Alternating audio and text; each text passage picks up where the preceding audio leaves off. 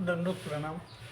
बाबा कालच्या व्हिडिओमध्ये आपण ब्रह्मविद्येचे गमक या पुस्तकाचे 20 पानं पाहिले आहेत. आता त्या पुढचे पानं आपल्याला पाहायचे. फार मोठं नाही पुस्तक हे, पण हे पुस्तक फक्त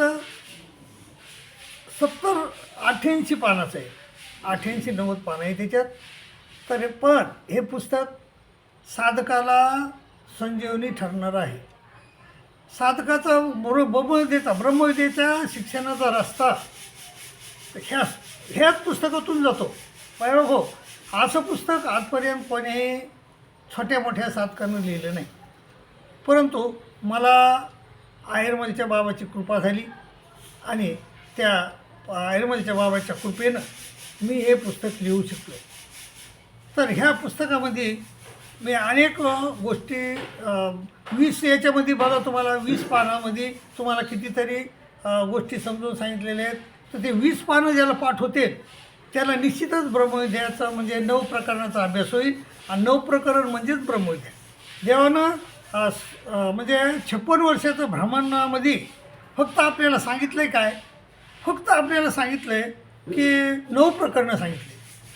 तसं तर 12 प्रकरणं सांगितले असं म्हणावं लागेल, कारण 9 प्रकरणे आचार विचार आणि 9-2-11 आणि एक 12वं प्रकरण म्हणजे दृष्टांतपाठ, असे 12 प्रकरणच फक्त देवानं सांगितले.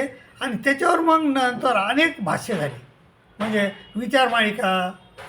विचारमाळिका भाष्य स्थळ झाले आणि 5 म्हणजे मालिका झाल्या, 5 हे झाले. असे अनेक ग्रंथ आणि अनेक प्रत्येक तुम्हाला जर पाहायचं असेल तर सप्तग्रंथामध्ये सगळं 9 प्रकरण भरलेलं आहे. सगळं 9 प्रकरणावर आधारित सप्तग्रंथ आहे. कोणताही ग्रंथ आपले जवळजवळ 5000 ग्रंथ आहेत आपल्याकडे, तर त्या 5000 ग्रंथामध्ये फक्त 9 प्रकरणच भरलेले. तर 9 प्रकरणं जर आपल्याला आले तर आपल्याला महानुभाव संप्रदाय समजला असं म्हणायला काहीच हरकत नाही. बाबा त्या 20च्या नंतर मी प्रपंच सुरू केला आहे. तर प्रपंच म्हणजे काय? प्रपंच म्हणजे 5 भूत आणि 3 गुणाचा बांधा. जशी आपण भाकरी म्हणतो, तर भाकरी म्हणजे काय? पीठ आणि पाण्याचं मिश्रण म्हणजे भाकरी. पीठ आणि पाण्याचं मिश्रण म्हणजे भाकरी. तर भाकरी हे म्हणजे 5 भूत पृथ्वी आप तेज वायू आकाश, आणि हे 5 भूत हे पीठस्थानी येतं आणि रज तम सत्व हे 3 गुण पाणीस्थानी आहेत.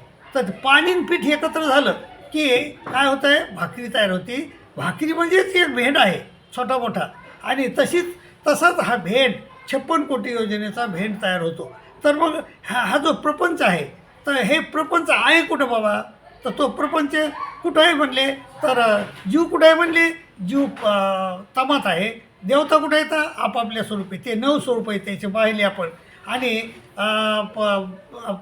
प्रपंच कुठे आहे? भैरव स्वरूपी आहे. आणि परमेश्वर कुठे आहे? तर चैतन्यपद आहे. जीव कुठे आहे? तमात. देवता कुठे आहेत? आपापल्या स्वरूपी. प्रपंच कुठे आहे? भैरव स्वरूपी. आणि परमेश्वर कुठे आहे? चैतन्यपद. असे आपल्याला सांगितले. असं मी तुम्हाला मागच्या 20 पानात सांगितले. तर बाबा प्रपंच म्हणजे काय? प्रपंच म्हणजे 5 भूत आणि 3 गुणाचा बांधा. जसे भाकरी आणि पीठ आणि पाणी याचा बांधा म्हणजे भाकरी. तर तसा 5 भूत पृथ्वी आप तेज वायू आणि आकाश, ह्या 5 भूत आणि 3 गुण रजतम सत्व. तर हे भूत जे आहेत 5 भूत ते पीठस्थानी आहेत आणि 3 गुण आहेत ते पाणीस्थानी आहेत. ते पीठ आणि पाण्याचा जर एकत्र केलं तर त्याची जशी भाकरी तयार होती, तसे 5 भूत आणि 3 गुण जर एकत्र केले तर त्याचा प्रपंच तयार होतो, भेंड तयार होतो. तो भेंड कसा तयार होतो? तर 5 भूत आणि 3 गुणाचा एक जूट तयार होतो, 8 जुटीचा एक इटोला तयार होतो, 8 इटोल्याचा एक परमाणू तयार होतो आणि अनेक परमाणूचा एक भेंड तयार होतो. परमाणू म्हणजे काय? परमाणू म्हणजे आपल्या घरात सकाळी सकाळी कवडसं येते, कवडसं, आणि त्या कवडशामध्ये बारीक रज आपल्याला फिरताना दिसतात, बारीक कण, आणि त्या कणाचा 8वा भाग म्हणजे प्रपंच. 8वा भाग म्हणजे हे म्हणजे असं आहे बाबा, इतकं सूक्ष्म आहे अणू म्हणजे त्याचा त्या कणाचा 8वा भाग म्हणजे अणू आहे. ते अणू इतका सूक्ष्म आहे. आणि तो अणू कशाचा आहे? 5 भूतन 3 गुण म्हणजे 500 5 भूतन 3 गुणाचा 1 म्हणजे 8 8 8 64 आणि 500 असे. तर याप्रमाणे हा तो भेंड तयार होतो. भेंड म्हणजेच प्रपंच. तर मग हे जे 5 भूतन 3 गुण भैरव स्वरूपी कसे असतात, तर इथं लिहिलं आहे मी 21व्या पानावर लिहिलं आहे की कराळी 8 भैरव आहेत. कराळी, विक्राळी, उमापती, पशुपती, सदाशिव, ब्रह्मा, विष्णू आणि महादेव असे 8 भैरव आहेत. आणि प्रत्येक भैरवाजवळ एक भूत मुख्य असते आणि 7 भूतं अनुषंगिक असतात. तर प्रत्येक भैरवाजवळ एक जूट असते असं म्हणायला हरकत नाही. तर कराळीजवळ पृथ्वी भूत आहे, विक्राळीजवळ आप भूत आहे, उमापतीजवळ तेज भूत आहे, पशुपतीजवळ वायू आहे, सदाशिवाजवळ आकाश आहे, ब्रह्माजवळ रजगुण आहे, विष्णूजवळ सतोगुण आहे आणि महादेवजवळ तमगुण आहे. असं यामध्ये मी लिहिलेलं आहे माझं. हे आपल्याला पाठ पाहिजे. तर या प्रत्येक भैरवाजवळ एक खाली लिहिले मी, प्रत्येक भैरवाजवळ एक मुख्य भूत आणि 7 अनुषंगिक भूते असतात. प्रपंच म्हणजे 5 भूत आणि 3 गुणाचा बांधा. भूते पीठस्थानी आहेत आणि गुण पाणीस्थानी आहेत. याप्रमाणे आपल्याला याचं ज्ञान झालं पाहिजे. आता हे प्रपंचाचे प्रकार किती येतं? प्रपंचाचे 6 प्रकार आहेत. असं इथं बघा हो, इथं मी लिहून दिले प्रपंचाचे 6 प्रकार आहेत. तर महाकारण प्रपंच भैरव स्वरूपी स्थित असतो. कारण प्रपंच कारण प्रपंचाचं काय झालं? विश्वमूर्ती तयार झाली. दिव्य प्रपंचाचं काय झालं? ब्रह्मांडस्थ देवताच्या मूर्त्या तयार झाल्या आणि 1 ते 7 ब्रह्मांडस्थाच्या मूर्त्या तयार झाल्या. आणि पार्थिव प्रपंचाचं काय झालं? 84 लक्ष येवण्या तयार झाले. आपला जे देह आहे तो पार्थिव प्रपंचाचा आहे. आणि सूक्ष्म प्रपंचाचं काय झालं? मन रचना केली. स्थूळ प्रपंचाचा भेंड तयार केला. याप्रमाणे हे 5 भूत म्हणजे प्रपंचाचे 6 विभाग आहेत. तसं जर म्हणलं तर प्रपंच आमचे दामोदर पंडित एका वचनामध्ये म्हणतात की प्रपंच 9 रंग आहे रे भाई. तर 9 हे तर 7 दाखवलेत, पण प्रपंच 9 रंग आहे. तर 9 रंग कोणचे? तर हे 6 आणि एक आपल्याला मळ रचनेकरती दिला होता मायेनं, ती सामर्थ्य दिलं होतं, तो प्रपंच. तर तो कोणचा प्रपंच? तो सामर्थ्यरूप प्रपंच 7 झाले. भैरवस्वरूपी असलेला जो प्रपंच आहे तो असामर्थ्यवंत प्रपंच आहे. आणि एक प्रपंच आहे दिव्य, तो प्रपंच आहे झळकणारा प्रपंच. म्हणजे जसे नवरत्ने वगैरे वगैरे जे मोठे धातू असतात, हे असतात ना मौल्यवान वस्तू, तो एक वेगळा प्रपंच आहे. म्हणजे असे प्रपंच 9 रंगारे भाई असं त्या दामोदर पंडितानं म्हणलेलं आहे. तर प्रपंचाची रचना कशी होती? तर याच्यात मी लिहिलं आहे जीव, देवता, प्रपंच, परमेश्वर हे 4 नित्य पदार्थ आहेत. तर जीव तमात असतो, देवता आपापल्या स्वरूपी असतात, प्रपंच भैरव स्वरूपी असतो आणि परमेश्वर चैतन्यपर असतो. प्रपंचाची रचना नसते. आणि एवढ्यात परमेश्वराला आपल्या स्वरूपीचा आनंद जीवाला देण्याची प्रवृत्ती होते. तेव्हा जीव तमात असतो, त्याला अनाद्या लागलेली असते. त्यामुळे त्याचे स्वरूप आदवती आदगती आदरती झालेले असते. तो परमेश्वरी आनंद घ्यायला अपात्र असतो. तो जसा मानव आपल्याला अनाद्या लागलेली आहे, म्हणजे एक रोग झालेला आहे, त्याला देवानं आपल्या वज्रकिटकीचा रोग म्हणलेला आहे. तर एखाद्या माणसाला रोग झालेला आहे समजा, आणि त्याला किती बी आपण मिष्टान्न खाऊ घातलं तरी तो खाणार नाही. त्याप्रमाणे जीवाला हा अनाद्या म्हणजे वज्रकिटकीचा रोग झालेला आहे. त्यामुळं हा जीव नाही का, त्यानं परमेश्वर आपल्याला तमतच आनंद देऊ लागले, परंतु आपण तो आनंद घेतला नाही. का नाही घेतला? कारण आपल्याला अनाद्या लागलेली आहे आणि अनाद्यामुळं आपलं स्वरूप हे ना आदवती आदगती आदरती झालेलं आहे. त्यामुळं आपण तो आनंद घेतला नाही. मग हे पाहतात परमेश्वर, आणि परमेश्वर काय ठरवतात? परमेश्वर ठरवतात जीवाला तमातून बाहेर काढावं, प्रपंचाची रचना करावी, जीवाला मनुष्य देह द्यावा, जीवाला ज्ञान द्यावे व त्याच्या अनादेवतेचा छेद करावा, म्हणजे हा रोग नीट करावा आणि त्याला आपल्या स्वरूपी लीन करून घ्यावे व आपला आनंद द्यावा. असे परमेश्वरानं इच्छा केली. पण परमेश्वर हे कसे येतं? कर्तुम अकर्तुम अन्यथा कर्तुम आहे. ते काहीच करत नाही, पण त्याच्या प्रवृत्तीनं सगळ्या गोष्टी होतात. तर माया ही परमेश्वराची दासी आहे. ती माया प्रवृत्ती जाणते आणि जीवाला तमातून बाहेर काढते वेळेस आपल्या स्वरूपीचे हजारो अंश विभागून प्रत्येक जीवाला एक चिटकीते, त्याला संलग्न असे म्हणतात. संलग्न आणि जीव तमातच एकत्र झाले. जीव व संलग्नाचा विकास 100 ब्रह्मांड एवढा आहे. मग मायेने जीवावर संलग्नावर 8 प्रक्रिया केल्या. विक्रे, संचरे, विये, प्रसवे, हलवी, डोसली, उघळी, लोटी अशा 8 प्रक्रिया केल्या. 4थ्या प्रक्रियेमध्ये मायेने जीवाला अर्धे तमात व अर्धे हरितात काढले. आता जीव 50 ब्रह्मांड तमात आहे व 50 ब्रह्मांड हरितात आहे. तर या स्थितीत माया म्हणते, अरे जीवा, अरे संलग्ना, तुम्ही माझे अंश आहात. आणि जीव कबूल करतो. जीव म्हणतो, हो तुझा मी अंश आहे. आणि परंतु संलग्न म्हणतो, मी तुझा अंश नसून मी तुझ्या एवढाच मोठा आहे. हे त्या दोघांचे बी अन्यथा ज्ञान आहे.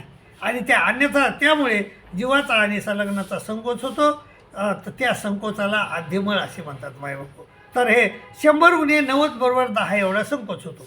म्हणजे 90 ब्रह्मांड त्याचे उडून जातात आणि फक्त 10 ब्रह्मांड एवढा तो शिल्लक राहतो. एवढा संकोच होतो. या संकोचाला आद्यमळ म्हणतात. मग माया जीवावर 5वी प्रक्रिया करते, जीवाला सावध करते. नंतर 6वी प्रक्रिया करते, जीवाचे गट पाडते. ती जीवाला 7व्या प्रक्रियेत तमाच्या बाहेर लोटते.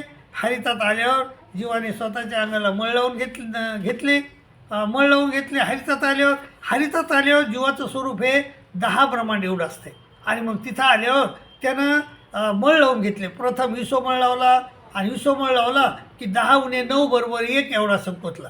तर जीवाने नंतर अनुक्रमे प्रकृतिमळ, विकृतिमळ असे 81 कोटी 6,00,009 देवतेचे मळ अंगावर लावून घेतले आपल्या. आणि जीव म्हणजे 100 योजन एवढा संकोचला. आणि जीवाने केलेल्या या मळ रचनेला सूक्ष्म प्रपंच असे म्हणतात. आणि सूक्ष्म प्रपंच म्हणजे मळ रचना. जे जीवानं आपल्या अंगाला मळ लावून घेतले त्या मळालाच सूक्ष्म प्रपंच असे म्हणतात. आणि मायबाबो, सूक्ष्म प्रपंचाची रचना झाल्यावर मायेने स्थूळ प्रपंचाची रचना केली. कशी केली पहा आता. स्थूळाच्या ढिगावरून 5 भूते 3 गुणे आणली. परमेश्वर प्रवृत्तीनं 3 ढिगं तयार झाले मायबापो. म्हणजे भैरव स्वरूपीचा जो प्रपंच आहे तिथं तो द्रवला. परमेश्वराच्या आत्मक भावनाने तो प्रपंच द्रवला आणि त्याच्या हरितात 3 ढिगं तयार झाले. एक सूक्ष्माचा, एक स्थूळाचा आणि एक कारणाचा. सूक्ष्माची मळ रचना केली जीवानं, स्थूळाची भेट तयार केलं मायेनं आणि कारण प्रपंचाची मूर्ती तयार केली मायेनं. तर त्यात 5 कुठून आणले 5 भूत 3 गुण. स्थूळाच्या ढिगावरून 5 भूते 3 गुण आणले. त्याचा एक जूट तयार केला म्हणजे 8 5 भूत 3 गुणाचा म्हणजे 8 आहे. तर याचा एक जूट तयार केला. 8 जुटाचा एक विटोला तयार केला म्हणजे 8 64 भूताचा एक विटोला होतो. आणि 8 विटोल्याचा एक परमाणू होतो म्हणजे 514 परमाणूचा भूताचा एक परमाणू होतो. आणि अनेक परमाणू एकत्र केल्यावर भेद तयार होतो. आणि हा भेद 50 कोटी योजन एवढा मोठा आहे. हा भेद केवढा आहे 50 कोटी योजन मोठा आहे. मग मायेने कारण प्रपंच दीर्घावरून 5 भूत 3 गुण आणली व विश्वदेवतेची साकार मूर्ती तयार केली. त्या मूर्तीमध्ये हा 50 कोटी योजनेचा भेद बसून दिला. याप्रमाणे प्रपंचाची रचना झाली. मग मायेने जीवावर 8वी प्रक्रिया केली. तिला लोटी असे म्हणतात. मायेने जीवाला हरितातून प्रपंचात लोटून दिले. जीवस्वरूप 500 योजन एवढं संकोचलं. म्हणजे हरितातून लोटले. जीवस्वरूप 500 योजन म्हणजे 3000 किलोमीटर एवढं लांब आहे. अजून बी जर तो 100 ब्रह्मांड एवढा होता तर त्याचं 500 योजन एवढं संकोचलं. आणि ते 500 योजन म्हणजेच जवळजवळ 3000 किलोमीटर लांब असं त्याचं स्वरूप आज बी आहे. परंतु तो मग तुम्ही म्हणता की तो एवढ्या छोट्या चिरटाच्या देहामध्ये कसा जाऊन बसतो जीव आणि एका हत्तीमध्ये कसा बसतो. तर त्याचं उत्तर असं आहे की हा जीव जो आहे त्याच्याजवळ संकोच आणि विकोसाचा गुणधर्म आहे. तो शून्यापर्यंत संकोचू शकतो आणि 500 योजन एवढा विकास पाहू शकतो. तर याप्रमाणे मायबाबा आपण जवळजवळ 26 पानापर्यंत आलो.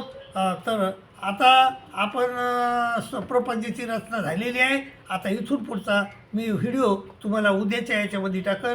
असे व्हिडिओ मी ह्या पुस्तकावर आधारित व्हिडिओ तयार करीन तुम्हाला सांगन.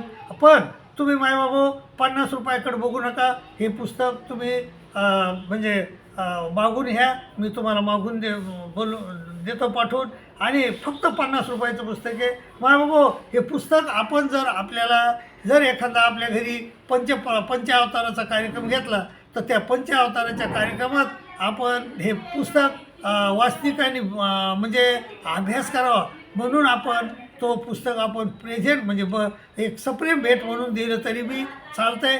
मी तुम्हाला त्याप्रमाणे त्यामध्ये काही सूट बी देईन. तुम्ही जर हे पुस्तक मागवलं तर त्यामध्ये मी 100 पुस्तकं जर मागवली तुम्ही तर त्यामध्ये मी तुम्हाला सूट देईन. आणि सूत्रपाठाचे देखील पुस्तक आहेत आपल्याला, ते फक्त 30 रुपयामध्ये देईन तुम्हाला सूत्रपाठाचं पुस्तक. आणि म्हणजे ते पुस्तक देखील तुम्ही म्हणजे एक सप्रेम भेट म्हणून देऊ शकता. आणि ते म्हणजे दोन्ही कामं होते.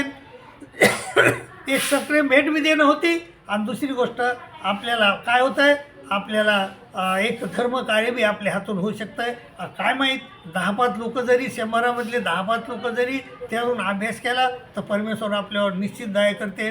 परमेश्वर आपल्याला तुम्हाला प्रेम देतील असं मी तुम्हाला निश्चित ग्वाही देतो. आणि तुमची रजा घेतो मायबाबा आणि इथंच थांबतो. दंडोत प्रणाम, दंडोत प्रणाम, दंडोत.